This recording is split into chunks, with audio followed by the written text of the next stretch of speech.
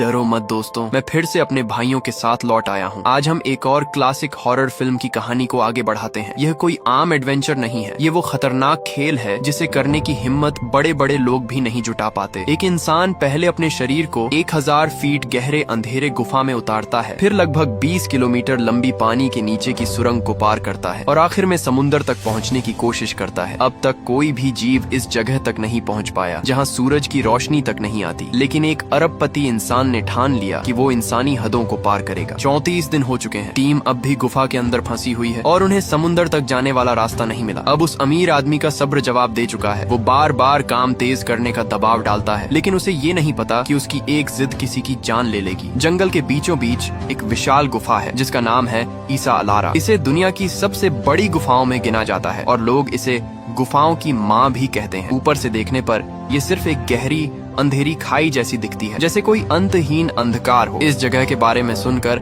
अमीर आदमी Karl expert गोताखोर फ्रैंक की टीम को यहाँ लाता है ताकि इस रहस्यमयी जगह को खोजा जा सके। अब टीम जमीन के नीचे करीब 2 किलोमीटर तक पहुँच चुकी है और उनके सामने सिर्फ एक आखिरी सुरंग बची है जिसे डेविल्स आई कहा जाता है। कार्ल के दबाव में आकर फ्रैंक जूडी को साथ लेकर दोबारा पानी में उतरता है। नीचे का पानी इतना शांत और नीला है कि वो किसी कब्र जैसा लगता है। वहाँ सिर्फ सांसों की आवाज गूंजती है। दोनों तय रास्ते पर चलते हुए जल्दी ही एक ट्रांजिट पॉइंट तक पहुंच जाते हैं, जहां वो नए उपकरण और ऑक्सीजन सिलेंडर लेते हैं और फिर गहराई में उतर जाते हैं। जैसे जैसे वो आगे बढ़ते हैं, रास्ता और तंग होता जाता है। आखिर में फ्रैंक को एहसास होता है कि यहाँ पानी का बहाव तेज है, जिसका मतलब है कि आगे जरूर कोई रास्ता है। वो अपने उपकरणों को हाथ से धकेलते हुए उस संकरी सुरंग में घुस जाते हैं। ये कदम बेहद खतरनाक था, क्योंकि अगर वो फंस जाते तो बचने का कोई रास्ता नहीं था और जैसा डर था वही हुआ। जूडी का उपकरण पत्थरों में फंस जाता है। लंबे समय तक काम करने की वजह से वो पहले ही थका हुआ था। घबराहट में वो अपना संतुलन खो देता है और जोर लगाकर खुद को छुड़ाने की कोशिश करता है। किसी तरह दोनों उस सुरंग से बाहर निकल आते हैं, लेकिन जैसे ही वो बाहर आते हैं उनकी आंखें चमक उठती हैं। उनके सामने एक ऐसा पानी के नीचे का नजारा होता है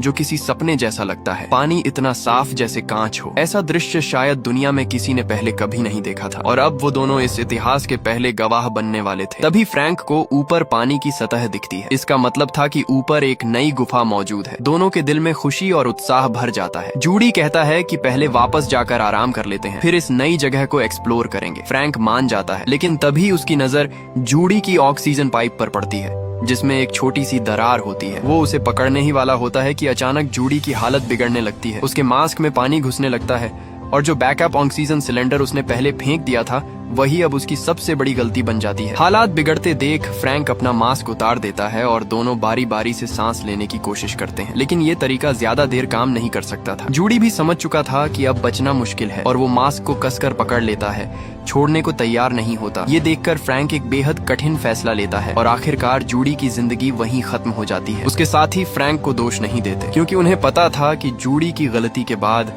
उसका बचना नामुमकिन था। दूसरी तरफ कार्ल अपनी गर्लफ्रेंड और फ्रैंक के बेटे जोश के साथ नीचे पहुंचता है। स्क्रीन पर सब कुछ देखकर जोश गुस्से से भर जाता है। उसे लगता है कि उसके पिता ने ही जूडी को मार दिया, लेकिन बाकी लोग समझाते हैं कि ये एक मजबूरी थी। अगर वो वहाँ से नहीं निकलते तो दोनों की मौत तय थी। कुछ देर बाद फ्रैंक जूडी की लाश को लेकर वापस आता है और उसे सम्मान के साथ रखता है। इसके बाद पहली बार पिता और बेटे के बीच खुलकर बात होती है। जोश अपने पिता के काम से हमेशा नाराज रहा है। उसे लगता है कि कोई भी इस ठंडी अंधेरी गुफा की परवाह नहीं करता। वो ये भी नहीं समझ पाता कि आखिर इन खतरनाक जगहों को खोजने का मतलब क्या है। धीरे धीरे ये नाराजगी उनकी जिंदगी के हर हिस्से में फैल गई थी। एक बार उसके जन्मदिन पर फ्रैंक ने उसे जंगली सुअर का दांत गिफ्ट किया था, जिसे उसने एक लैंप में बदल दिया था। फ्रैंक के लिए वो खास था, लेकिन जोश को वो बिल्कुल बेकार लगा। दोनों के बीच बहस चल ही रही होती है कि अचानक बाहर तेज तूफान शुरू हो जाता है। टीम बार बार संपर्क करने की कोशिश करती है, लेकिन सिग्नल पूरी तरह खत्म हो चुका होता है। उधर फ्रैंक अपना काम खत्म करके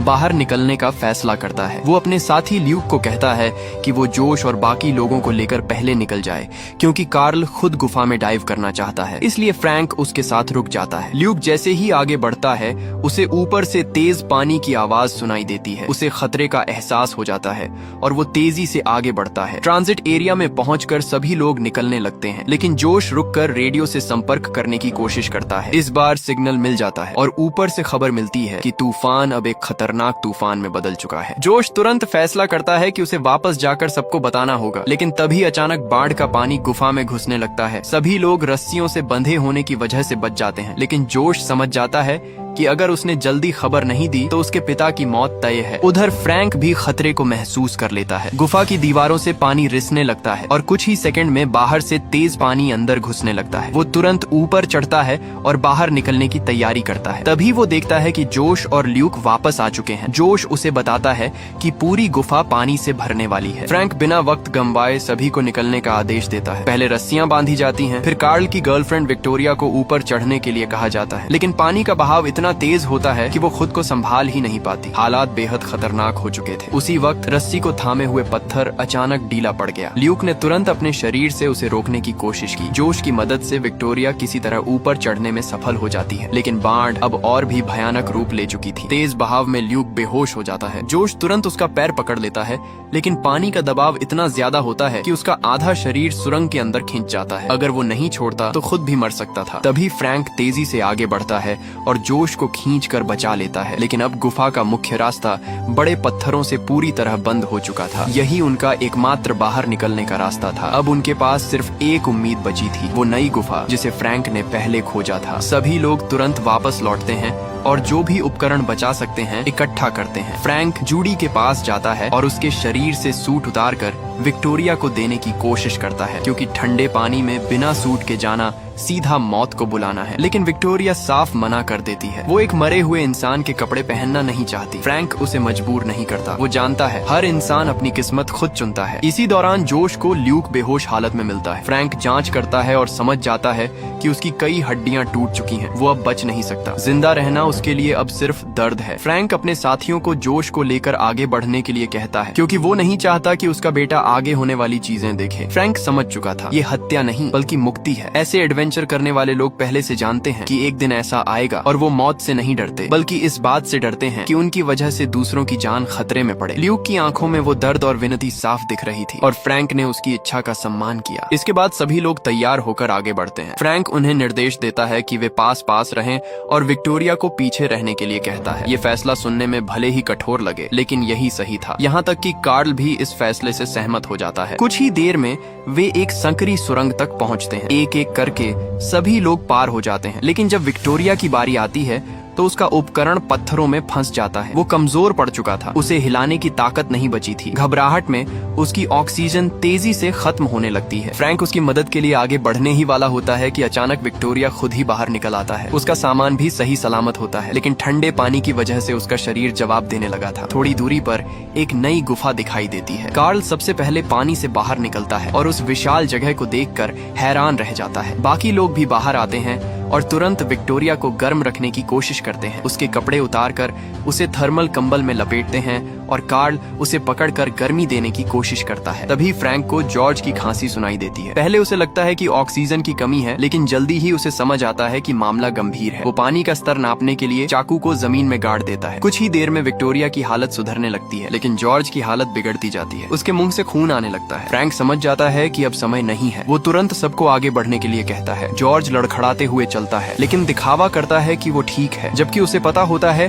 कि उसे डिकम्प्रेशन बीमारी हो गई है और अब वो ज्यादा देर नहीं टिक पाएगा। वो बाकी लोगों को समझाता है कि फ्रैंक ऐसा इंसान नहीं है जो किसी की परवाह न करे। कुछ साल पहले उसने किसी को बचाने के लिए 20 किलोमीटर पैदल चलकर मदद लाई थी। इतना कहकर वो चुपचाप रुक जाता है और दूसरों को आगे जाने देता है। थोड़ी देर बाद वो खून खांसता है और जब फ्रैंक देखता है कि जॉर्ज उनके साथ नहीं है तो उसे कुछ गलत होने का अंदेशा हो जाता है। वो तुरंत उसे ढूंढने वापस जाता है। उन्हें सिर्फ उसका सामान मिलता है, लेकिन जॉर्ज कहीं नहीं होता। असल में जॉर्ज खुद ही एक कोने में छिप गया था। दीवार पर उसने एक निशान बना दिया था, ये दिखाने के लिए कि वो यहाँ तक पहुँचा था। वो जानता था कि अब उसका अंत करीब है और वो अपने साथियों पर बोझ नहीं बनना चाहता था, इसलिए उसने अकेले मरने का फैसला किया। फ्रैंक के लिए ये सब आसान नहीं था, लेकिन एक लीडर होने के नाते वो अपनी कमजोरी नहीं दिखा सकता था। अगर वो टूट जाता तो बाकी सभी की जान खतरे में पड़ जाती। दर्द को दिल में दबाकर सभी लोग आगे बढ़ते हैं और गुफा के आखिर तक पहुंचते हैं। वहाँ एक गहरा गड्ढा होता है जिसमें पानी का स्तर लगातार बढ़ रहा होता है और सामने एक और रास्ता दिखाई देता है। वहाँ तक पहुँचने के लिए उन्हें किसी तरह दूसरी तरफ जाना होगा। फ्रैंक एक रस्सी का पुल बनाने का फैसला करता है। जॉर्ज,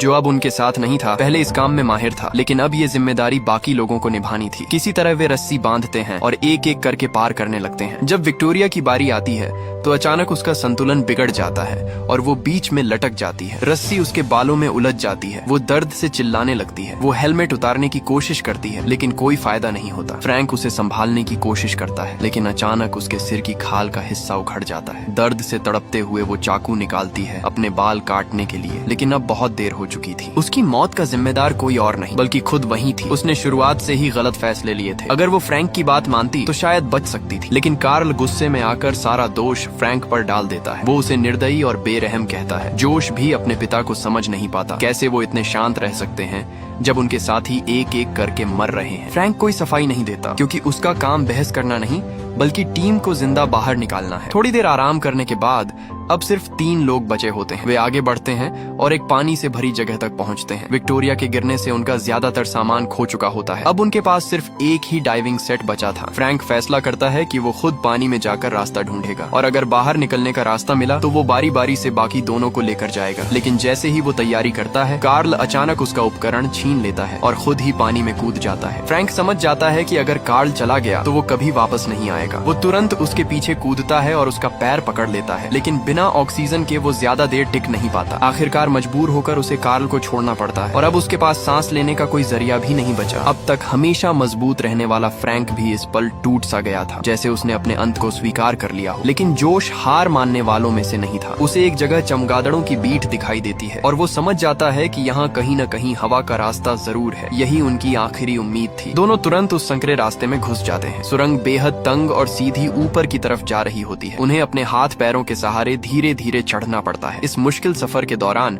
पिता और बेटे के बीच की दूरी भी धीरे धीरे खत्म होने लगती है। वो अपनी माँ की पसंदीदा कविता गुनगुनाने लगते हैं, दर्द के बीच भी मुस्कुराने की कोशिश करते हुए। जैसे ही वे ऊपर पहुंचने वाले होते हैं, फ्रैंक अपने कंधे पर जोश को उठाकर बाहर निकालता है। इसी दौरान दोनों के रिश्ते में एक नई गर्माहट आ जाती है। सच तो ये था कि जोश ने कभी अपने पिता से नफरत नहीं की। जब उसे तूफान के बारे में पता चला तब भी उसने खुद की जान जोखिम में डालकर वापस जाकर उन्हें बचाने का फैसला किया। वो अपने पिता के दिए उस दांत वाले लॉकेट को भी हमेशा पहनकर रखता था, भले ही उसे वो पसंद नहीं था। असल में वो सिर्फ अपने पिता को समझ नहीं पाया था, लेकिन अब इस मौत के मुंह में खड़े होकर उसे सब समझ आने लगा था। थोड़ा आराम करने के बाद दोनों फिर आगे बढ़ते हैं। तभी फ्रैंक के हेलमेट की लाइट बंद हो जाती है और चारों तरफ घना अंधेरा छा जाता है। लेकिन तभी दूर एक हल्की सी रोशनी दिखाई देती है और वे उसी दिशा में बढ़ते हैं। सामने एक विशाल गड्ढा होता है, लेकिन वहाँ से बाहर निकलना नामुमकिन लगता है। तभी उनकी नजर एक टूटी हुई उभयचर गाड़ी टैंक जैसी पर पड़ती है। इसका मतलब था कि समुद्र अब ज्यादा दूर नहीं है। रात होने तक वे वहीं रुकते हैं और उस गाड़ी के बचे हुए ईंधन से एक छोटी सी लैंप बना लेते हैं। फिर आगे बढ़ते हैं। थोड़ी ही दूर उन्हें एक नदी मिलती है और उसके किनारे कार्ल द्वारा लिया गया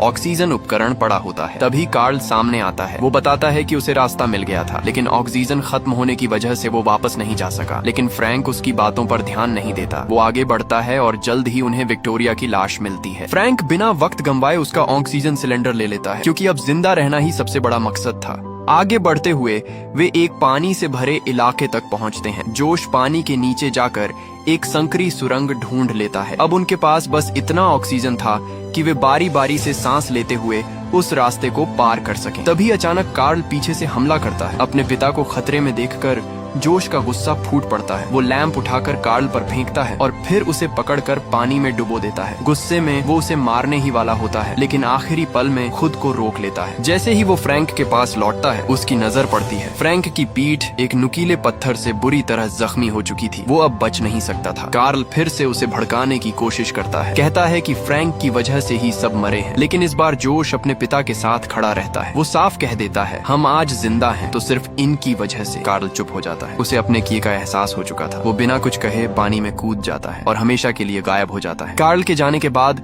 फ्रैंक जोश से कहता है कि उसे पानी में छोड़ दे। ये उसका इस दुनिया से आखिरी विदा लेने का तरीका था। उसे पता था कि अब वो नहीं बचेगा और वो अपने बेटे पर बोझ नहीं बनना चाहता था। इस पल जोश पहली बार अपने पिता के दर्द को समझ पाता है। किसी अपने को अपने हाथों से खो देना खुद मरने से भी ज्यादा तकलीफ देता है, लेकिन जिंदगी ऐसी ही होती है। हम अक्सर सच तब समझते हैं जब बहुत देर हो चुकी होती है। फ्रैंक धीरे धीरे अपनी आखिरी सांसें लेता है और और उसकी जिंदगी वहीं खत्म हो जाती है। जोश अपने पिता को पानी में छोड़ देता है और एक आखिरी बार उन्हें गले लगाकर उनके माथे को चूमता है। अब वो बिल्कुल अकेला था, लेकिन जिंदा रहने की उम्मीद अभी भी बाकी थी। वो आगे बढ़ता है और रास्ते में कार्ल की लाश को देखता है, लेकिन बिना रुके आगे निकल जाता है। तभी उसका दिया हुआ दांत वाला लॉकेट हल्की रोशनी देने लगता है। जो कभी उसे बेकार लगता था, वही अब उसकी जिंदगी बचाने वाला बन चुका था। लेकिन किस्मत अभी और इम्तिहान लेना चाहती थी। उसका ऑक्सीजन भी खत्म होने लगता है। वो चट्टानों से निकलते छोटे छोटे हवा के बुलबुलों से किसी तरह सांस लेने की कोशिश करता है, लेकिन ये ज्यादा देर तक नहीं चल सकता था। आखिरकार वो बेहोश हो जाता है। उसी धुंधलेपन में उसे अपने पिता की आवाज सुनाई देती है। वही जानी पहचानी आवाज उसे झकझोर देती है। वो अचानक होश में आता है